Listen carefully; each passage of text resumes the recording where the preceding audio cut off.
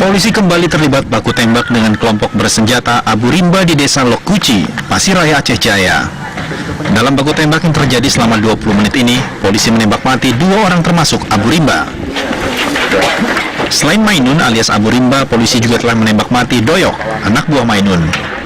Kedua pelaku langsung dilarikan ke Rumah Sakit Tengku Umar, Calang, Aceh Jaya. Abu Rimba ini selama 3 bulan belakangan ini memang kita buru, sehingga yang bersangkutan berpindah-pindah tempat. Kalau berpindah-pindah tempat, otomatis yang bersangkutan mempersiapkan diri dengan bekal untuk makanan dan sebagainya. Setelah tewasnya Abu Rimba dan Doyok, apa masih ada anggota bersenjata lainnya ataupun anak buah Abu Rimba? Sementara dari data kami tidak ada. Jadi Abu Rimba ini dapat saya pastikan bahwa mereka jumlahnya hanya 3 orang. Pertama yang sudah kita tangkap Nurdin alias Kobra, kemudian yang tadi bagi Abu Rimba, Maimun alias Abu Rimba dengan Doyok.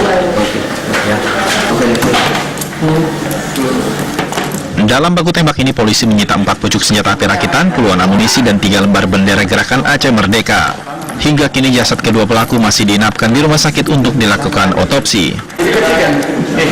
Dari Aceh Jaya, Haidir Azhar, Syarkawi, TV One mengabarkan.